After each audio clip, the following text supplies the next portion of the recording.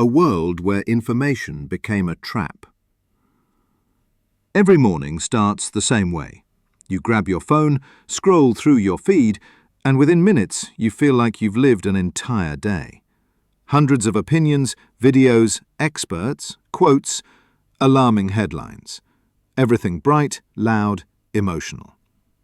Think about how much of your precious energy you've spent processing all these shorts and reels with your brain and psyche. But stop for just a second, and you realize almost none of it matters. We live in an era where information flows endlessly, but meaning gets lost. The more data around us, the harder it is to understand where the truth is. You can be educated, you can speak 10 languages, but if you can't tell fact from fiction, your opinion is being controlled. Information stopped being knowledge. It became a weapon.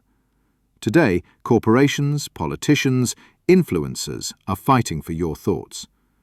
Everyone wants you to believe them specifically. And your brain, it's the most trusting organ in your body. It doesn't want to think. It's easier to agree.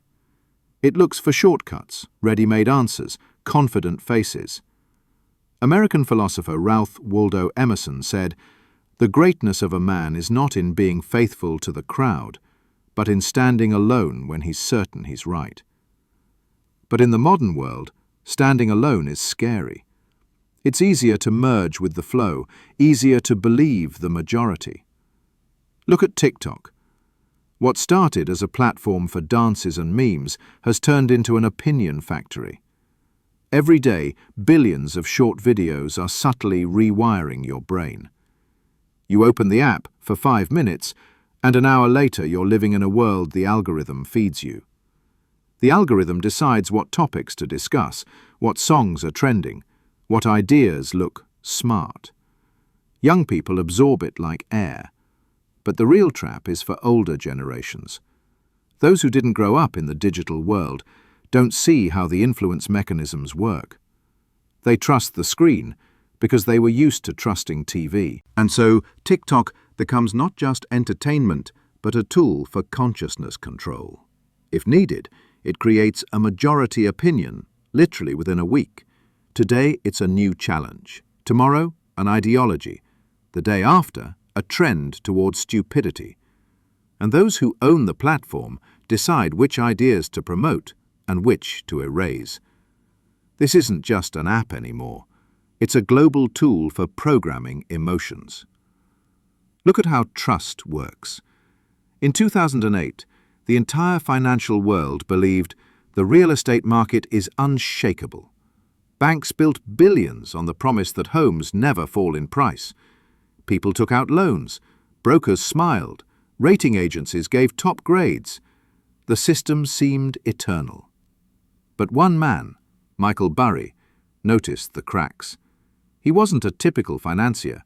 He just looked at the numbers and asked, what if everyone's wrong? He saw hundreds of mortgages that weren't being paid and realized the market wasn't built on facts, but on faith. He bet against the entire system, and they called him crazy. When the market crashed, he was the one who was right. While others lost billions, he made a fortune. Not because he knew more, but because he thought differently. This is what critical thinking is. Not skepticism for the sake of arguing, but the courage to ask a question when everyone is silent. Doubt isn't weakness, it's a form of intelligence. Steve Jobs said, "Everything around you that you call life was made up by people that were no smarter than you, and once you understand that, you can change the world." But to change the world, you need to stop being a puppet of someone else's ideas. Look at Elon Musk. When everyone said electric cars were a joke, he took the risk. When experts laughed at the idea of a private space company, he did it anyway. He didn't believe words. He tested them. And that's exactly why his decisions are shaping the future, while others just discuss. We live in an era where confidence sounds louder than truth. The louder someone screams, "I know," the more people believe them. Because it's easier for the brain. The brain doesn't need analysis, it needs certainty. But certainty without facts is poison. Have you noticed how often we believe simply because it's convenient, because it aligns with our beliefs, because everyone thinks so? This is the cognitive trap. We want the world to confirm our views, not shatter them. Albert Einstein said, "The hardest thing in the world is to think for yourself." He understood that the crowd laughs at those who doubt, but it's the doubters who move humanity forward. Galileo doubted and proved that Earth revolves around the sun. Rosa Parks doubted and changed the laws of her country. Michael Burry doubted and outsmarted all of Wall Street. Critical thinking isn't a set of rules. It's a habit of not believing the first impression. It's the ability to stop when you want to agree. It's the capacity to ask, is this actually true? We're used to thinking that stupidity is the absence of knowledge, but real stupidity is the absence of doubt. And here's the main question. In a world where everyone screams, "Believe me," will you one day be able to say, "Show me the proof"? Why we fall for lies. Why do we believe what we want to believe, rather than what actually is? The brain is a genius machine, but it wasn't created for truth. It was created for survival. It seeks simplicity, certainty, habit, and the louder someone speaks, the more we tend to believe. Daniel Kahneman, Nobel Prize laureate, proved we have two thinking systems. One is fast, reacts instantly. The other is slow, requires effort, analysis, attention. The problem is that 95% of the time we live on autopilot, using the first system. We don't analyze, we react. That's why millions of people fall for loud headlines, blindly trust influencers, and argue with foam at the mouth without checking a single fact. You've noticed how easy it is to convince us if everything sounds confident. Someone says, "An expert said so. Scientists proved it. Everyone knows." And we surrender. Our brain hates doubt. It seeks emotional comfort, even if it has to pay with truth. Look at football stadiums. Thousands of fans screaming, arguing, certain their team is the best. And if someone says otherwise, they're ready to trample them. That's how the crowd effect works. We feel right not because we are right, but because there are many of us. That's exactly why fakes spread faster than facts. Emotions always run faster than reason. But there are those who know how to go against the flow. Look at Cristiano Ronaldo. When he was 15, coaches said he was too skinny, too nervous, too uncontrolled. They didn't put him in the starting lineup, laughed behind his back. But he didn't believe other people's opinions. He analyzed, trained, studied his own body, nutrition, psychology. He became a machine because he thought strategically, not emotionally. Because he didn't accept the words "you can't" as truth. He tested it himself. The same can be said about Elon Musk. When he launched SpaceX, his company had 3 consecutive failures. Media laughed. Experts called him a pseudo-engineer. Anyone else would have quit. But Musk didn't believe loud words. He broke down every mistake by facts, not emotions.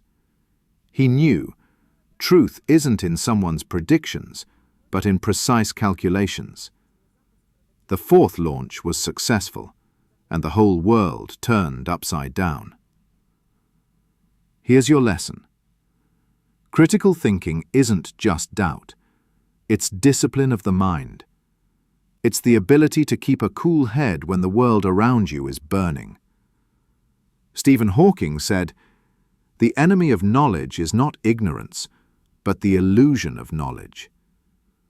Today, this phrase sounds like prophecy. Everyone considers themselves an expert. Everyone knows how the brain works, how to get rich, how to attract success. But knowledge without verification turns into illusion. Illusion into pride, and pride into mistake. Look at the Netflix documentary, The Social Dilemma. Former Google and Facebook employees openly admitted, algorithms don't carry truth, they carry reaction. Their task isn't to enlighten, but to retain. The stronger you react, the longer you watch. The longer you watch, the more clicks, the higher the profit. You're not the customer, you're the product. The brain loves adrenaline. That's why a fake works better than a fact. Lies are packaged beautifully. Cover, emotions, confident voice. But truth is boring. It requires work, verification, doubts, and most people simply don't want to strain themselves. As Mark Twain said, it's easier to fool people than to convince them that they've been fooled. That's why critical thinking isn't just a skill, it's protection. It's the ability to say, I'm not sure, let's check. It's the strength to stop when everyone's running, and yes, you might be unpopular for it. But it's unpopular ideas that once changed the world. Galileo was ridiculed, Darwin called a madman, Einstein a man with crazy theories, and today their names are symbols of progress. Critical thinking is the ability to not be afraid to be the last one doubting. And if you're capable of doubting when everyone screams believe, it means you're already one step closer to truth than most. How the strong think. When you start doubting, you become dangerous. Not because you're against someone, but because you start seeing. Critical thinking isn't theory, it's practice, a habit, a skill that shapes winners. Look at those who truly changed this world. Stephen Hawking. They predicted 2 years of life for him. He could have given up, but instead he decided to prove that the mind is stronger than the body. He asked questions no one wanted to answer. He doubted even his own theories, and every time he destroyed an old model of the universe, he created a new one. Nikola Tesla. Everyone thought direct current was the future, but he saw further. He proved the world could work differently. His ideas were called insane, but today every home is part of his legacy. Serena Williams. A woman who grew up in a poor neighborhood, in a world where sports were ruled by men, she wasn't taken seriously. She analyzed opponents, built strategies, rebuilt herself after every defeat. She didn't believe in impossible. Elon Musk said, I'm looking for evidence that disproves my beliefs, not confirms them, disproves them.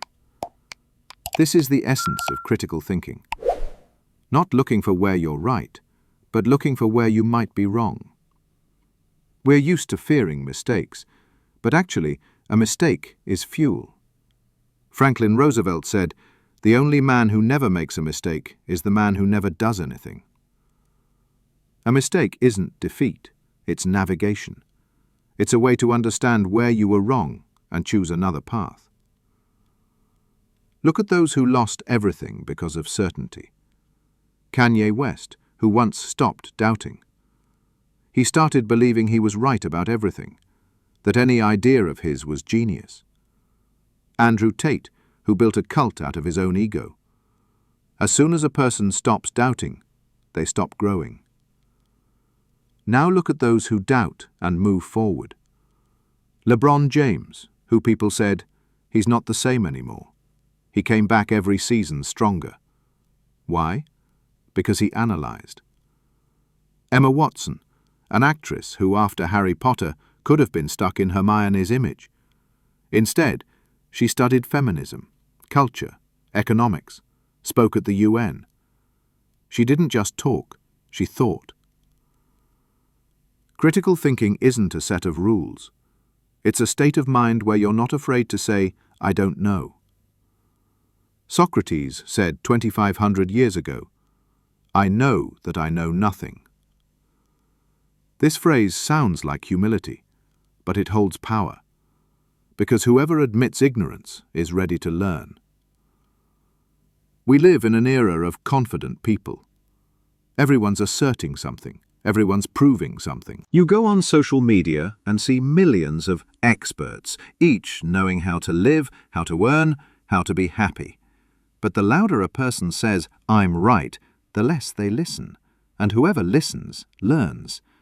That's why the strong aren't afraid of silence. They don't rush to agree.